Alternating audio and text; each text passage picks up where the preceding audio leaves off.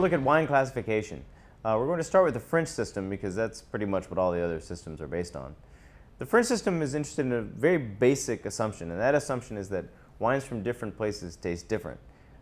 Wrapped up in this whole idea is an old French idea called terroir.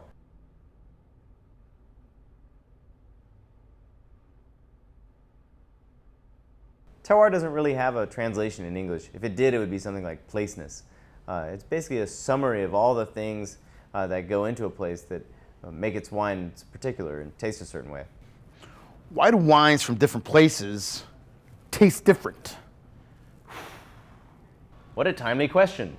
There are three contributing factors, the first of which has to do with climate. In a warm environment, we tend to get more fruit in a wine. So let's go back to that banana from last time.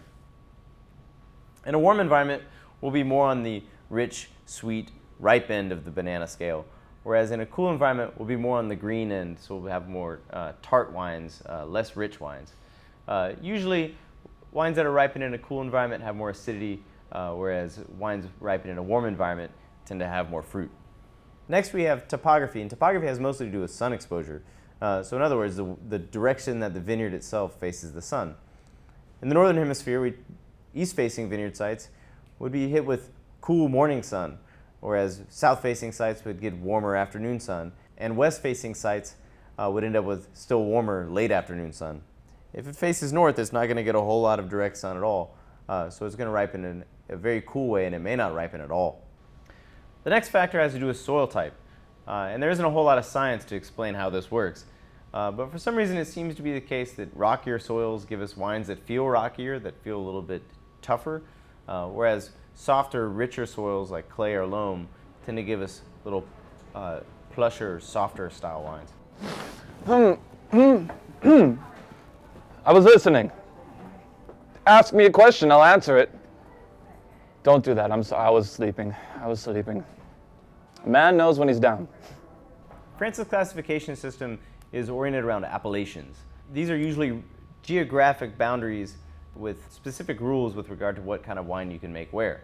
They call this Appellation contrôlée. AC rules are enforced by a governing body called the INAO. The rules state restrictions on things like geographical boundaries, grape variety, and then technical aspects like yield restrictions or pruning techniques. The AC system is a system that protects the typical products of a place. It isn't just for wine. In fact, it started with cheese. And that's because the particular kind of bacteria that makes Roquefort blue cheese really only happens in one particular place. The same thing goes for wine. As I mentioned before, the French believe that wines from different places taste different, and that you really can't make, say, Chablis or Champagne anywhere except for in Chablis and Champagne. So they created a legal framework to protect these things, and they make certain rules to make sure that anything that comes from those places stays true to the thing itself. French wines are classified according to appellations, or as they say, Appellation contrôlée. The wines are labeled this way too. So as we see, this wine from Burgundy in France is labeled Appellation Bourgogne contrôlée. Bourgogne is just the French word for Burgundy. So gang, what did you learn today? So, why do wines from different places taste different? Well, that has to do with the French notion of terroir. You got like 4 different things when we're talking about terroir. 1, oh yeah, that's that guy. You got topography. 2, sun exposure.